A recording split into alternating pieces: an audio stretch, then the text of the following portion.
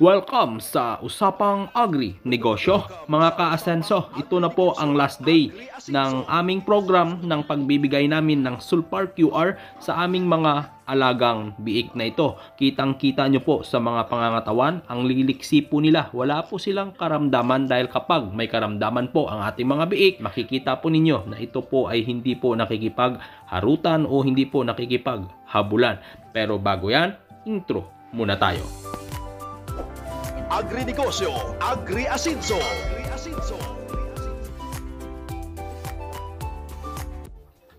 Ito na po ang aming mga piglet na pinanganak last January 1 at ngayon po ay February 2. Nasa 32 days old na po ito mula nung pinanganak at ready na po ito na iwawalay. Pero hindi pa po namin na iwawalay sa edad na 32 days dahil nga po ngayon lang natapos February 2 ang pig pen na aming paglilipatan. Sa February 3 po kinabukasan pipinturahan po namin ng kulay pula na katulad po nito ng nakikita ninyo dito sa video na ito. So sa ika 34 days po nila wawalay na po namin ito o iwiwining na po namin sa aming mga inahin ang mga biik na ito.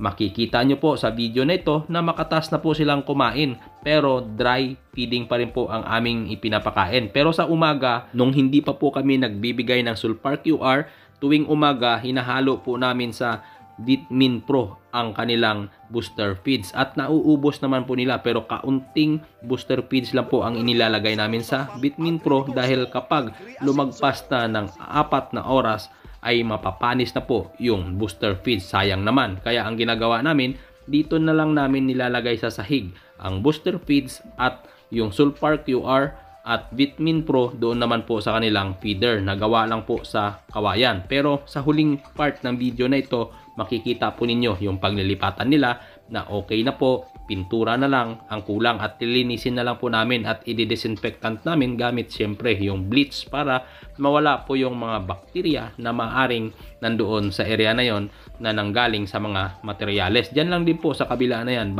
bakod lang o yan lang kawayan na yan ang pagitan ng kanilang paglilipatan. Kaya may iwasan na sila po ay ma-stress. Pero sa edad nila ngayon na 32 days mula nung pinanganak, dumidede pa rin po ito sa kanilang nanay. Pero wala na po itong gaanong gatas na nakukuha. Dahil nga po ang aming inahin, pure na po na grower feeds ang kanyang kinakain. Tungkol naman po sa pagbibigay ng Vitamin Pro sa aming mga biik, katulad lang din po ng pagbibigay namin sa kanilang nanay o sa aming inahin.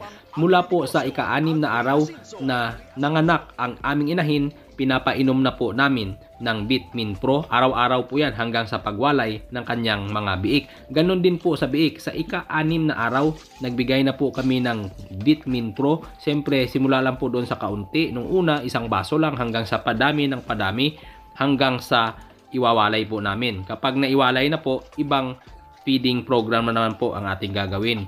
Kaya abangan po ninyo yung mga video na aking i-upload para may matututunan po kayo kahit papaano at ang akin pong sinasabi rito hindi po yan hula-hula lamang kundi base din po yan sa aming mga na-experience dito sa aming pag-aalaga ng baboy na ito at yan po ay natutunan ko din po sa pamamagitan po ng gabay ng isa sa veterinaryo ng Battlecock Livestock Products. Napakabait po ng doktor ng Battlecock na akin pong madalas pinagtatanungan kapag ako po ay may mga katanungan. At kitang-kita nyo naman po sa mga biik na ito na uniform po ang kanilang laki dahil po yan sa alagang Vitamin Pro po sila.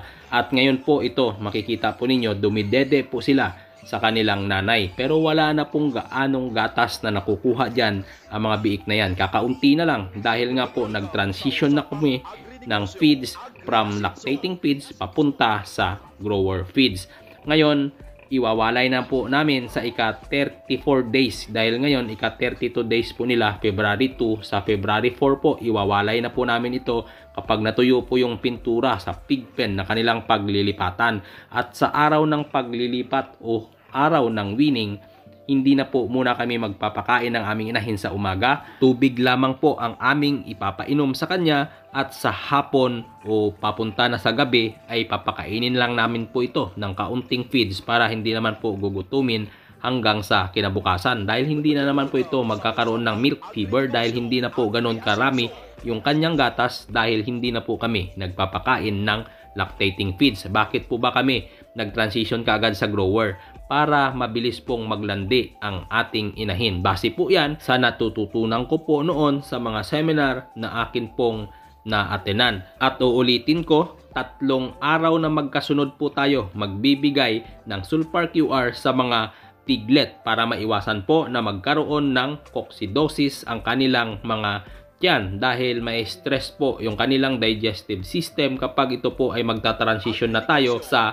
pre-starter feeds from booster feeds dahil solid na feeds na po ang kanilang kakainin. So, yun po ang prevention para maiwasan po natin. Ito na po ang kanilang paglilipatan sa February 4. Pintura na lang po ito ang kulang dito at yung 4 na feeder doon sa kabila, yung sa likod ng tiyuhin ko. Pero hindi na po muna namin gagawan yan dahil 8 peraso lang naman po sila. Kasya na po sila dito sa harap. 8 po ang pagkakainan dito sa harap na ginawa ng tiyuhin ko. Pero sa next na ma-dispose po namin silang 8, gagawa po ulit ng feeder yung tiyuhin ko dyan dahil possible na manganak po ang isang inahin ng hanggang sa 13. Pero hanggang 12 lang po ang aming ipapagawa. Hanggang dito na lang po ang video na ito. Update po ulit ako bukas.